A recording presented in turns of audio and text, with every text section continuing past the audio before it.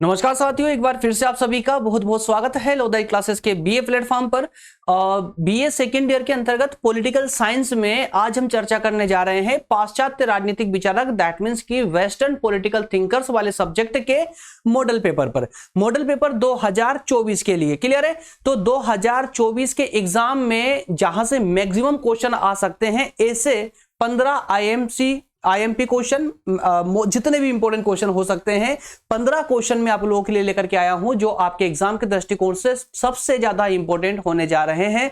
और रिजल्ट तो आप हमारे मॉडल पेपर का देख ही चुके हैं पिछले मॉडल पेपरों के माध्यम से, ठीक है ना। तो उस आधार पर आप जो है एनालाइज कर सकते हैं कि कौन से क्वेश्चन इंपॉर्टेंट हो सकते हैं और कौन से नहीं। बाकी ये जो सेशन है इसमें कंटेंट आपको हिंदी और इंग्लिश दोनों में ही मिलने वाला है, क्लियर है, दोनों में ही मिलेगा।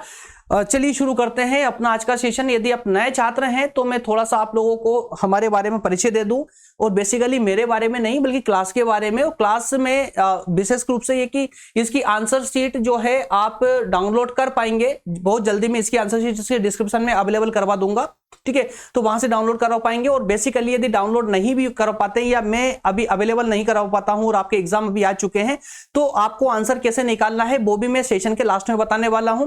इसके अलावा यदि आप नए छात्र हैं तो विशेष रूप से ध्यान दें कि प्लेलिस्ट को जरूर विजिट किया करें, प्लेलिस्ट को जरूर विजिट करें। इसी प्लेटफॉर्म की प्लेलिस्ट में जाइएगा, वहां पर आपको आपके सिलेबस के लगभग सभी सब्जेक्ट, जितने भी सब्जेक्ट हैं आपके सभी सब्जेक्ट डिटेल में मिल जाएंगे। फ्री ऑफ कॉस्ट है, कोई चार्जेस आपसे नहीं लिया जा रहा है। साथ ही साथ में हर एक सब्जेक्ट की चैप्टर वाइज नोट्स भी दी जाती है, ताकि आप लेक्चर देखने के बाद उसका रिवीजन लगा करके अपनी स्टडी को बेहतर बना सके, ठीक है। ये ऐसी लंबी लिस्ट आपको देखने को मिलेगी प्ले लिस्ट में, बहुत सारे सब्जेक्ट है। जो भी सब्जेक्ट आपका है आप सिलेबस के अकॉर्डिंग उसको ले सकते हैं। चलिए शुरू करते हैं अपना सेशन आज का। तो लेते हैं पहला क्वेश्चन वेस्टर्न पॉलिटिकल थिंकर्स पर। क्योंकि एग्जाम आपका आ चुका है, थोड़ा सा फोकस हो जाइए। जो क्वेश्चन मैं आपको दे रहा हूं इन क्वेश्चनों की बेहतर तरीके से तैयारी कर लीजिए। बाकी आप कुछ समझदार है और कुछ समझते हैं, मुझे काफी लंबे समय से आप लोग फॉलो कर रहे हैं, तो आपने देखा कि जितने भी मॉडल पेपर मैंने आप लोगों को दिए हैं 90% प्लस गया है, 90 प्लस, ठीक है ना। तो इसीलिए किसी भी क्वेश्चन को इग्नोर मत कीजिएगा। चलिए पहला क्वेश्चन है इसमें प्लेटो के शिक्षा संबंधी विचार। प्लेटो के शिक्षा संबंधी विचारों, जहां मार्क कर रहा हूं आपको पता है इसका मतलब क्या है, मार्क करने का मतलब क्या है, ठीक है ना। तो चलिए एक मिनट, मार्कर के स्थान पर, पेन के स्थान पर मार्कर ले लेते हैं। चलिए हाइलाइटर ले लेते हैं, कलर चेंज कर लिया जाए इसका, ओके। जहां पर भी मैं मार्क कर रहा हूं उसको थोड़ा सा ध्यान से देखिएगा यार। कलर ठीक है, येलो कलर सही रहेगा ना, हाँ येलो कलर ठीक रहेगा, ठीक है। तो दोस्तों याद रहे जहां पर मैं मार्क कर रहा हूं वो आपका मेन कॉन्सेप्ट है, मेन टर्म है। तो प्रश्न की भाषा चेंज होगी एग्जाम में, ये तय है। सेम भाषा में प्रश्न नहीं पूछेंगे आपसे, बल्कि यहां पर जो है भाषा चेंज होकर के आएगी, लेकिन जो टर्म है उस टर्म पर फोकस करोगे आप तो बिल्कुल भी धोखा नहीं खाओगे। टर्म 100% पूछी जाएगी एग्जाम में। तो पहले क्वेश्चन क्या है, प्लेटो के शिक्षा संबंधी विचार, अथवा में पूछा गया है प्लेटो के शिक्षा सिद्धांत का आलोचनात्मक वर्णन या परीक्षण। तो अब ध्यान दीजिएगा, पहले क्वेश्चन में क्या पूछा गया है, शिक्षा संबंधी विचार किसके, प्लेटो के। दूसरे में भी शिक्षा संबंधी विचार ही है, किस नाम से पूछा गया है, शिक्षा सिद्धांत के नाम से। तो प्लेटो का शिक्षा सिद्धांत क्या है, उसकी आलोचनात्मक वर्णन करना, उसका मतलब आलोचना कर। पहले आपको शिक्षा संबंधी विचार क्या क्या है वो समझाने हैं, उसके बाद में इनकी आलोचना करना है। तो ये सेकंड कॉन्सेप्ट आपका हो जाता है। अथवा में पूछा गया है कि प्लेटो का रिपब्लिक शिक्षा पर लिखा गया एक अनुपम ग्रंथ है। तो प्लेटो का जो रिपब्लिक दैट मींस की किताब है, पुस्तक है, एक ग्रंथ है जो प्लेटो के द्वारा लिखी गई है। तो पूछा गया कि ये एक अनुपम ग्रंथ है। रूसो के इस कथन के संदर्भ में प्लेटो के शिक्षा संबंधी शिक्षा सिद्धांत की समीक्षा कीजिए। तो प्रश्न जो ये वाला है, इस प्रश्न का सेम ही है ये प्रश्न, कोई डिफरेंस नहीं है, यह भी याद रखिएगा। क्योंकि शिक्षा संबंधी विचार और शिक्षा सिद्धांत कहां पर उल्लेखित किया गया है, तो वो उल्लेखित किया गया है प्लेटो की पुस्तक रिपब्लिक में। और रिपब्लिक को रूसो ने क्या कहा, एक अनुपम ग्रंथ कहा है। सेम प्रश्न है, कोई कंफ्यूज होने की जरूरत नहीं है। अथवा में देखिए, शिक्षा आत्मा के लिए संगीत और शरीर के लिए व्यायाम है। क्या कह दिया गया है, शिक्षा आत्मा के लिए क्या है, संगीत, और शरीर के लिए व्यायाम के समान है। इस कथन के संदर्भ में प्लेटो के शिक्षा संबंधी विचारों का वर्णन कीजिए। तो आपने ऑलमोस्ट सभी प्रश्नों में देखा है एक ही की पॉइंट है, और कौन सा है? शिक्षा संबंधी विचार, प्लेटो के शिक्षा संबंधी विचार, ठीक है ना। तो Plato's views on the education, education main concept है आपका, तो इसको फोकस कीजिएगा। अब कैसे क्वेश्चन आंसर निकालना है ये बिल्कुल 100% बताने वाला हूं, निश्चिंत रहे। चलिए पहले फटाफट क्वेश्चन लगा लेते हैं, जितने भी प्रश्न हमारे 15 प्रश्न उनको फटाफट देख ले, उसके बाद में हम इसके आंसर पर डिस्कस करेंगे। चलिए अगला प्रश्न है प्लेटो के साम्यवाद का, प्लेटो का साम्यवाद मेन कॉन्सेप्ट है ये। प्लेटो के साम्यवाद, साम्यवाद पढ़ोगे, उसके बाद में उसकी आलोचना पढ़नी है, प्लेटो के साम्यवाद की आलोचना, क्लियर है। अथवा में है प्लेटो व्यक्तिगत संपत्ति, व्यक्तिगत संपत्ति और पारिवारिक जीवन पर प्रहार करता है, उसके साम्यवाद संबंधी विचारों का वर्णन करते हुए इस कथन को स्पष्ट कीजिए। तो क्या कहा यार? व्यक्तिगत संपत्ति और पारिवारिक जीवन पर प्रहार करता है कौन? प्लेटो। कहां पर करता है? तो ये साम्यवाद का जो सिद्धांत दिया है प्लेटो ने, उस सिद्धांत के अंतर्गत, बात समझ रहे ना। तो प्लेटो के साम्यवाद के सिद्धांत में प्लेटो ने व्यक्तिगत संपत्ति और पारिवारिक जीवन पर प्रहार किया है, उसके साम्यवाद संबंधी विचार बताने हैं। सेम प्रश्न है, अथवा में पूछा गया है प्लेटो के संपत्ति एवं परिवार संबंधी विचारों की आलोचनात्मक व्याख्या कीजिए। तो प्लेटो की संपत्ति और परिवार संबंधी क्या विचार रहे हैं, उन विचारों को बताते हुए उसकी आलोचना करना। सेम प्रश्न है, समझ आ रहा है ना। और एक बात एडिशनली और बता दूं, यदि आपके पास अभी समय है, एग्जाम में 3-4 दिन का टाइम है, तो इसी वीडियो की डिस्क्रिप्शन में ना इस सब्जेक्ट के सभी लेक्चरों की लिंक मिल जाएगी।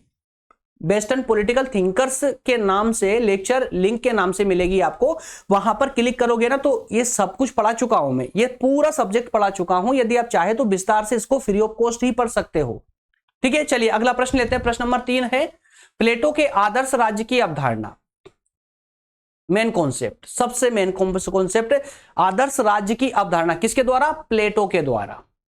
अथवा में देखिए रिपब्लिक आदर्श राज्य पर लिखा गया एक श्रेष्ठ ग्रंथ है, इस कथन के संदर्भ में प्लेटो के आदर्श राज्य की आलोचनात्मक व्याख्या कीजिए।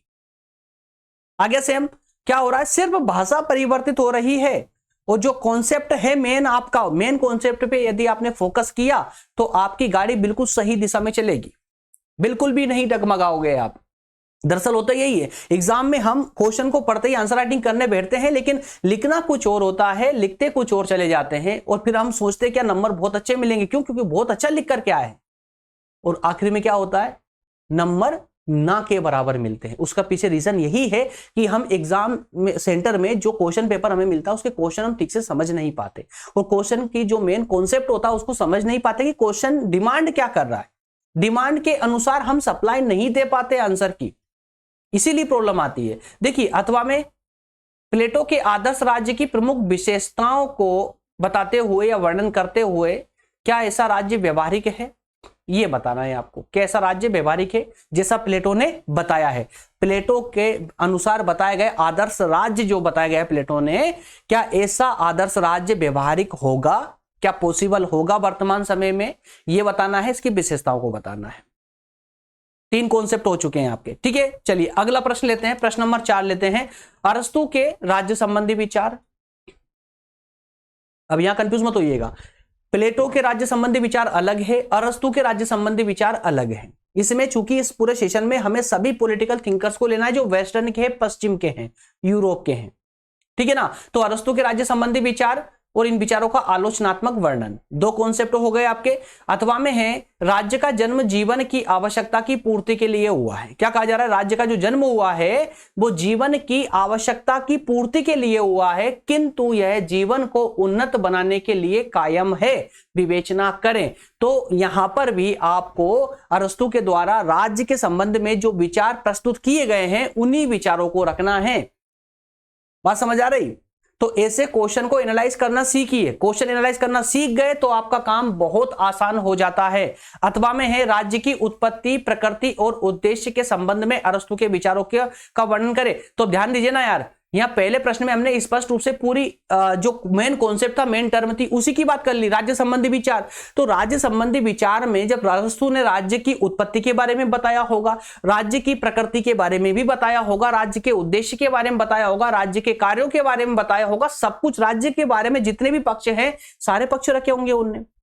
तो जब हम मेन कॉन्सेप्ट पढ़ेंगे राज्य संबंधी विचार या आदर्श राज्य किसका? अरस्तु का, तो वहां पर सारे कॉन्सेप्ट पढ़ने में आ जाएंगे। बात समझ आ रही ना? तो इसलिए मैं कहता हूं कि मेन कॉन्सेप्ट पर ही फोकस करना है, भाषा पर फोकस नहीं करना है, चाहे वो क्वेश्चन कोई सा भी हो, किसी भी सब्जेक्ट का हो। प्रश्न नंबर 5 लेते हैं, अरस्तु द्वारा किए गए शासन के वर्गीकरण। अब ध्यान दीजिएगा, शासन का वर्गीकरण मेन कॉन्सेप्ट हो गया, किसके द्वारा? अरस्तु के द्वारा। यह विशेष रूप से याद रखिएगा, क्योंकि शासन के वर्गीकरण करने वाले तो बहुत सारे विद्वान मिल जाएंगे आपको, पश्चिम के भी और भारत के भी, लेकिन यहां विशेष रूप से फोकस किया गया है अरस्तु पर। तो अरस्तु के शासन का वर्गीकरण मेन कॉन्सेप्ट, इसकी विवेचना करना है। अथवा में सुनिए प्रश्न, अरस्तु ने किन आधारों पर शासन का वर्गीकरण किया है? इस वर्गीकरण का आज क्या महत्व है? अब क्या पूछा गया बेसिकली आप लोगों से? अरस्तु के शासन के वर्गीकरण के आधार पूछे गए हैं। अब पहले प्रश्न में जब आप पढ़ोगे अरस्तु के द्वारा किए गए शासन का वर्गीकरण, तो शासन का वर्गीकरण डायरेक्टली तो आएगा नहीं। सबसे पहले आपको यह दिखाया जाएगा कौन से आधार पर किस किस प्रकार के राज्य, फिर दूसरे आधार पर किस किस प्रकार के राज्य, तीसरे आधार पर कितने प्रकार के राज्य। बात समझ आ रही ना? तो ये आधार, तो यही आधार आपसे अथवा वाले प्रश्न में पूछे गए हैं। और फिर आगे कहा गया है कि वर्तमान में इसकी प्रासंगिकता बताइए। आज वर्तमान में इस वर्गीकरण का क्या महत्व है, और ये सब कुछ पढ़ा चुका हूं मैं आप लोगों को, ठीक है ना? अथवा में सुनिए, अरस्तु के अनुसार संविधानों के वर्गीकरण के सिद्धांतों की व्याख्या कीजिए। संविधानों के वर्गीकरण, अब चूंकि संविधानों का वर्गीकरण मतलब, अरे संविधान मतलब शासन, शासन का वर्गीकरण सेम प्रश्न है, कोई डिफरेंस नहीं है। तो पिछले एग्जाम में यही प्रश्न डाल दिया था उन लोगों ने, अरस्तु के अनुसार संविधानों के वर्गीकरण की सिद्धांत की व्याख्या कीजिए। कोई स्टूडेंट करके ही नहीं आ पाया, क्योंकि सबने अरस्तु के शासन का वर्गीकरण सुना था। अब थोड़ी सी बुद्धि अगर लगा लेते यार कि संविधान, संविधान का मतलब क्या हुआ यार? शासन, समझ रहे हो ना? तो शासन का वर्गीकरण ही एक्चुअल में पूछा था, सिर्फ भाषा परिवर्तित कर दी। एग्जामिनर ने आप लोगों के फायदा उठा लिया, क्वेश्चन एनालाइज नहीं करते इस बात का। और इसी चक्कर में तो मैं 15-20 मिनट निकाल करके लेके आता हूं क्वेश्चन लेकर के, ताकि मैं एनालाइज करवा दूं आपको क्वेश्चन, ताकि आपके साथ अब ये धोखा ना हो, है ना? नहीं तो जरूरत नहीं थी मुझे, खाली आपको ग्रुप में पीडीएफ डाल देता मैं, ये क्वेश्चन पढ़ लीजिए, इनका आंसर निकाल लीजिए, हो जाएगा काम। जरूरत नहीं है यार, जरूरी है आपको एनालाइज करना। जब क्वेश्चन एनालाइज करने के बाद में जब प्रश्न आंसर पढ़ते हो ना, तो ये पूरी तरह आपके दिमाग में फिट हो जाता है और एग्जाम में आप सही दिशा में चलते हो। वो सही दिशा में नहीं चलने का रीजन तो आप जानते हो, फर्स्ट ईयर में आपके साथ जो हुआ बहुत सारे स्टूडेंट्स के साथ में। हालांकि मैं सबको दोषारोपण नहीं कर रहा हूं कि सब ऐसा नहीं, जरूरी नहीं सब ऐसा करें, लेकिन मैक्सिमम ऐसा करते हैं। मैक्सिमम क्या करते हैं, क्वेश्चन को पढ़ा फट से, सिर्फ पूरा फोकस आंसर पे, क्वेश्चन पर कोई फोकस नहीं। गलत करते हो आप लोग। प्रश्न को जब तक नहीं समझोगे, आंसर को पढ़ने का कोई मतलब ही नहीं है। चलिए अगला प्रश्न लेते हैं। मैकियावेली को अपने युग का शिशु कहा जाता है। अपने युग का शिशु कई बार तो पूछा गया प्रश्न एग्जाम में, और इसी फॉर्मेट में आता है। अथवा में देखिए, वह प्रभावशाली फ्लोरेंसवासी पूरे अर्थ में अपने युग का शिशु था। अब ये शब्द तो आता ही आता, किसी भी तरह से अगर पूछेगा एग्जाम में घुमा करके भी तब भी आएगा। ये किसने कहा? डनिंग ने कहा था। डनिंग का कॉन्सेप्ट, डनिंग का कथन था ये कि वह मतलब कि मैकियावेली अपने युग का पूरे अर्थ में क्या था? अपने युग का शिशु था। क्लियर है? चलिए अगला कॉन्सेप्ट, इजी क्वेश्चन था, समझ जाओगे आप लोग। नेक्स्ट प्रश्न नंबर 7 है, मैकियावेली का दर्शन राज्य की सुरक्षा का दर्शन था, ना कि राज्य का दर्शन। क्या कहा? मैकियावेली का दर्शन राज्य की सुरक्षा का दर्शन था, मतलब उसके विचार जो थे, जो विचार उन्होंने, जो कॉन्सेप्ट दिया, मैकियावेली ने जो कॉन्सेप्ट दिया वह कॉन्सेप्ट राज्य की सुरक्षा का था, ना कि राज्य का। इस कथन को स्पष्ट करते हुए उसका परीक्षण कीजिए, सही है या गलत है। अथवा में क्या कहा? राजा के संबंध में मैकियावेली के विचारों की विवेचना कीजिए। राजा के संबंध में मैकियावेली के विचार, तो राजा के संबंध में मैकियावेली क्या बोलता है, क्या विचार थे? अथवा में है प्रिंस, क्या है? किताब है ना? प्रिंस में मैकियावेली ने राजा की किन विशेषताओं का वर्णन किया है, समझाइए। तो क्या कहा गया यहां पर? राज्य के बारे में लिखना है, और राज्य का प्रमुख राजा होता है। राजा से संबंधित जो विचार मैकियावेली ने दिए हैं उनका वर्णन करना है आपको विस्तार से। चलिए प्रश्न नंबर 8 लेते हैं। होब्स के सामाजिक समझौता संबंधी विचार। अब सामाजिक समझौता संबंधी विचार कह दे या सामाजिक समझौता का सिद्धांत कह दे, कोई कंफ्यूजन नहीं होना चाहिए आप लोगों को अगर प्रश्न एनालाइज कर लोगे तो, ठीक है ना? तो सामाजिक समझौता संबंधी विचार या सामाजिक समझौता का सिद्धांत। अथवा में ही यही प्रश्न, होब्स के संविदा का निर्माण, ध्यान सुनिएगा, होब्स के संविदा का निर्माण विद्रोह के किसी भी औचित्य को नष्ट करने के लिए किया गया है। ये हरमान साहब ने ये कथन बोला था, ये कथन दिया था। क्या कथन दिया था कि होब्स का जो संविदा का निर्माण, होब्स ने जो संविदा का कॉन्सेप्ट दिया है वह कॉन्सेप्ट जो है विद्रोह के किसी औचित्य को नष्ट करने के लिए किया गया है। तो होब्स की संविदा संबंधी धारणा की इस संबंध में आलोचनात्मक विवेचना आपको करना है। क्लियर है? चलिए अगला प्रश्न लेते हैं। प्रश्न नंबर 9 है रूसो के सामान्य इच्छा सिद्धांत। रूसो का एक सिद्धांत है सामान्य इच्छा का सिद्धांत। इस सिद्धांत के बारे में बताते हुए इसकी आलोचना करनी है, आपको आलोचना बतानी है। अथवा में सुनिए, रूसो की सामान्य इच्छा ना तो सामान्य ही है और ना ही इच्छा है। इस कथन के आधार पर सामान्य इच्छा के सिद्धांत की व्याख्या कीजिए। तो सिद्धांत और उसके राइटर, ठीक है ना, विचारक, दोनों को याद रखना पड़ेगा आप लोगों को। सामान्य इच्छा का सिद्धांत किसने दिया? रूसो ने दिया। बात समझ आ रही? अगला प्रश्न अथवा में देखिए, रूसो के सामान्य इच्छा सिद्धांत का भी सेम प्रश्न है, कोई अलग नहीं है, पढ़ लीजिएगा आप लोग। क्लियर है? तो इंग्लिश मीडियम वालों को बताने की आवश्यकता नहीं है, साइड में कॉन्सेप्ट आ रहे हैं, कंटेंट आ रहा है इंग्लिश में, इसको मैं हिंदी में, तो क्योंकि यार ये मॉडल पेपर में क्वेश्चन डिस्कस करना है हमको, इसलिए थोड़ा स्पीड से निकलेंगे। लेकिन हाँ, जब इसकी डिटेल क्लासेस चलती है ना, तो हिंदी इंग्लिश दोनों को ही हम पूरी तरह समझने का प्रयास करते हैं, दोनों कॉन्सेप्ट के साथ में समझने का प्रयास करते हैं। लेकिन यहाँ सिर्फ क्वेश्चन डिस्कस करवा रहा हूं, तो इसकी आवश्यकता नहीं है। इंग्लिश वाले इंग्लिश क्वेश्चन को आप लोग पढ़ लीजिएगा, ठीक है? अभी समझना आप हिंदी में समझ लीजिए। चलिए अगला क्वेश्चन है, क्वेश्चन नंबर 10 है बेंथम के राज्य और कानून संबंधी विचार। बेंथम साहब के राज्य और कानून संबंधी विचार, दैट्स ऑल। और जब समीक्षा की बात कर देता है तो हमें इन विचारों के साथ साथ में इस सिद्धांत की आलोचना को भी बताना होता है। समीक्षा मतलब क्या? उसके बारे में दोनों पक्ष को देखना होता है, हमें पॉजिटिव एंड नेगेटिव दोनों पक्ष को देखना होता है। अथवा में है कानून न्याय व्यवस्था और जेल सुधार के संबंध में बेंथम ने क्या कहा है? कानून न्याय व्यवस्था और जेल सुधार के संबंध में बेंथम के विचार। क्लियर? अगला प्रश्न है प्रश्न नंबर 11, बेंथम के उपयोगीवाद। बेंथम के उपयोगीवाद में जे.एस. मिल द्वारा किए गए संशोधन की व्याख्या कीजिए। अब यहां पर आपको बेंथम का उपयोगितावाद नहीं बताना है, बल्कि बेंथम ने जो उपयोगितावाद का सिद्धांत दिया था, उस सिद्धांत में जे.एस. मिल ने क्या सुधार किया, क्या संशोधन किया था, उन संशोधन के बारे में आपको बताना है। अगला है अथवा में स्पष्ट करें कि मिल का उपयोगितावाद, आ गया ना, मिल का उपयोगितावाद बेंथमवाद का संशोधित संस्करण है, स्पष्ट करें। तो मिल साहब ने, जे.एस. मिल साहब ने जो अपना एक सिद्धांत दिया उपयोगितावाद का सिद्धांत, वो सिद्धांत चूंकि बेंथम के उपयोगितावाद सिद्धांत पर आधारित था, उस सिद्धांत में जो कमियां उन्होंने देखी, उन कमियों को सुधार का संस्करण इन्होंने प्रस्तुत किया था, उसके बारे में आपको बताना है। प्रश्न नंबर 12 लेते हैं। टी.एच. ग्रीन के उदारवादी आदर्शवाद का विवरण दीजिए। उदारवादी आदर्शवाद, ठीक है, उदारवादी आदर्शवाद एक शब्द में पहचानना चाहिए आपको, उदारवादी। टी.एच. ग्रीन ने जो उदारवादी अपने विचार दिए हैं, उदारवाद के क्षेत्र में जो विचार दिए हैं या आदर्शवाद के क्षेत्र में जो विचार दिए हैं, उनका वर्णन करना है। अथवा में है राज्य के स्वरूप तथा कार्य क्षेत्र के विषय में के ग्रीन के विचारों की विवेचना कीजिए। क्लियर है ना? राज्य का स्वरूप और कार्य क्षेत्र, ठीक है, राज्य के स्वरूप और कार्य क्षेत्र मतलब राज्य के संबंध में ग्रीन ने जो विचार दिए हैं उनके बारे में बताना है। पहला प्रश्न भी वही है, अलग कॉन्सेप्ट नहीं है, उदारवादी आदर्शवाद, और यह कॉन्सेप्ट जोड़ा गया है राज्य के संबंध से। अथवा में देखिए राज्य के कार्यों के संबंध में। तो यार कुल मिलाकर के टी.एच. ग्रीन के राज्य संबंधी विचारों का वर्णन करना है आपको। वो प्रश्न भी आपको ऐसा ही मिलेगा डिटेल में, जब मेरे सेशन देखोगे तो आपको पूरा समझ आ जाएगा, उसमें पूरा कॉन्सेप्ट आपको इसी संबंध में मिलेगा।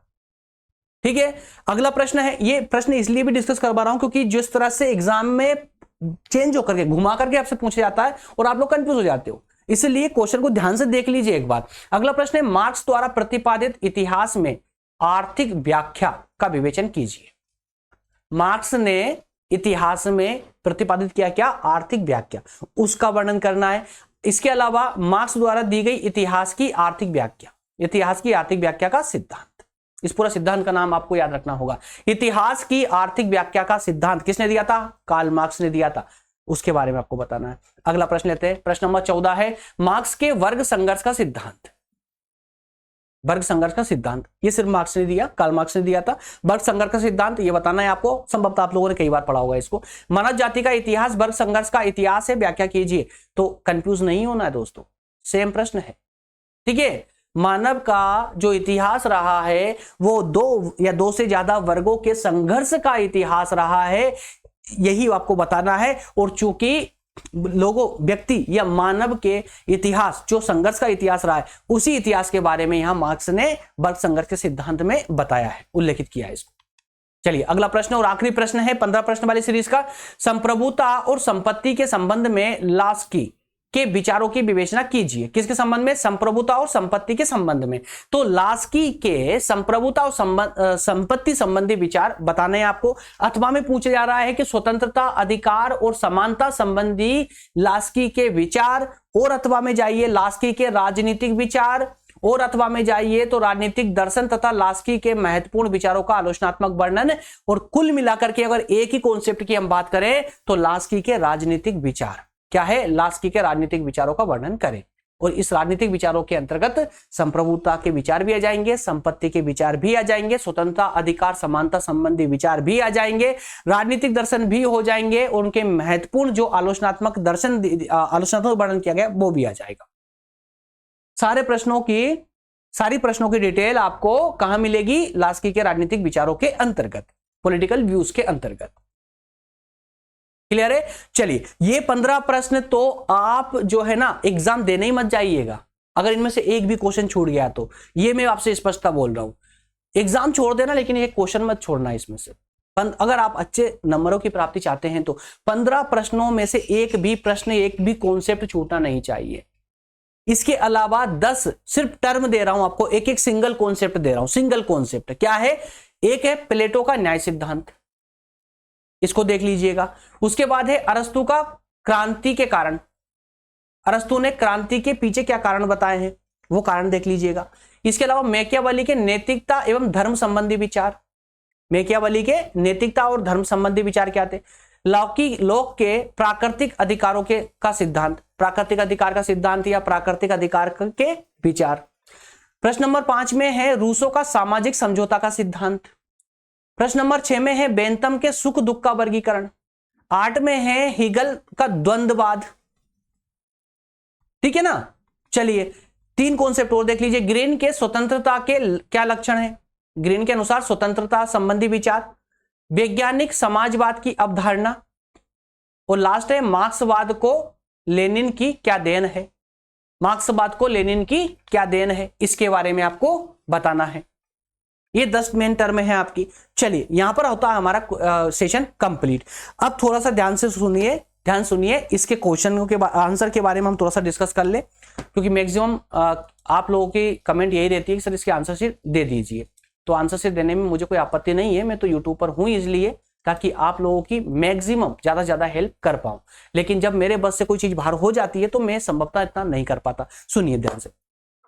आंसर शीट यदि आपके एग्जाम में अभी 3-4 दिन का टाइम है तो संभवतः इसकी आंसर शीट कल इवनिंग तक मैं अपलोड करवा दूंगा, ठीक है। लेकिन अब परिस्थिति कुछ ऐसी फंस जाती है कि कुछ स्टूडेंट्स की कुछ यूनिवर्सिटियां जो है ना एग्जाम कल ही ले रही है, तो अब 27 तारीख को, तो ऐसी परिस्थिति में इसकी आंसर शीट पॉसिबल नहीं है कि मैं आज अपलोड करवा दूं। और अगर आज अपलोड करवा भी देता हूं, बाई चांस अगर रात में 10, 11, 12 बजे तक भी करवा देता हूं तो भी आप लोग पढ़ नहीं पाएंगे, क्योंकि 15 और 10 क्वेश्चन, ये 25 टर्म आपको पढ़नी है, इतना डिटेल में नहीं पढ़ पाओगे। तो मेरे प्यारे दोस्तों सुनिए, यदि आपने अभी तक पढ़ाई की है, अभी तक आपने पढ़ा है, तो आपने मेरे अगर लेक्चरों को फॉलो किया है तो ये सारे कॉन्सेप्ट आप पढ़ चुके हैं। मैं प्लेलिस्ट, लेक्चर की प्लेलिस्ट आपको डिस्क्रिप्शन में डलवा रहा हूं, उस प्लेलिस्ट पे क्लिक करना और क्वेश्चन में जो जहां मैंने मार्क किया है ना, उस टर्म को, उस क्वेश्चन को देखिए, उस टर्म को देखिए। उस टर्म के अनुसार मेरे लेक्चर जो है ना, लेक्चर के पहले पेज पे ही मैं स्पष्ट नाम लिखकर रखता हूं टॉपिक का,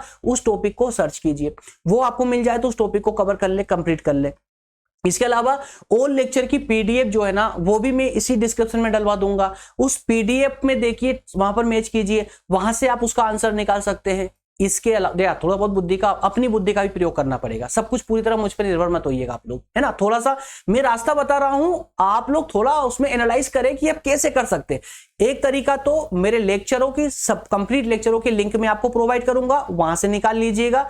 उन लेक्चरों के नोट्स भी, लिंक भी मैं आपको दे दूंगा, वहां से भी आप निकाल सकते हो। इसके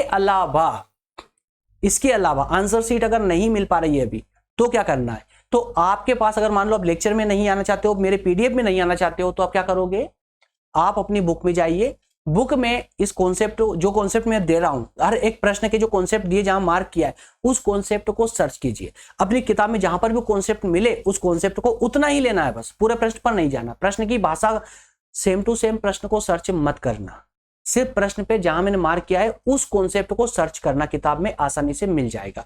कोई कॉन्सेप्ट ऐसा हो जो किताब में नहीं मिल रहा हो, तो उसे आप लोग गूगल पे सर्च करेंगे, वो बहुत आसानी से गूगल पर वो कॉन्सेप्ट मिल जाएगा आपको। इस तरह से आपको अपने आंसरों की तैयारी करना है। बात समझ आई ना। चलिए, और बाकी आप लोग कोई समस्या है और अगला कोई अन्य सब्जेक्ट पढ़ना चाहते हैं या कोई मॉडल पेपर चाहते हैं, तो ऊपर व्हाट्सएप नंबर लिखे हुए हैं। हाथ जोड़कर विनती करता हूं, कॉल मत कीजिए इस नंबर पर, अन्यथा आपको ब्लॉक कर दिया जाएगा टीम के द्वारा। ये नंबर सिर्फ आपके व्हाट्सएप के लिए, व्हाट्सएप कीजिए इस नंबर पर, आपको रिप्लाई मिलेगा। वहां पर आपको सभी प्रकार की जो भी लिंक आपकी रिक्वायर है, वो लिंक आपको सेंड कर दी जाएगी। और जो भी आपकी समस्या है, आप यहाँ व्हाट्सएप पर हमें समस्या बता सकते हैं। इसके अलावा हमारे लेक्चर की, हमारे इस प्लेटफॉर्म की डेली क्लासेस की अपडेट पाने के लिए टेलीग्राम ग्रुप को आप ज्वाइन कर सकते हैं, ठीक है ना। वो बाकी ये प्लेटफॉर्म भी है, चाहे तो आप यहां पर भी आप हमें फॉलो कर सकते हैं। मिलते हैं नेक्स्ट सेशन में। बहुत बहुत धन्यवाद। Thank you so much.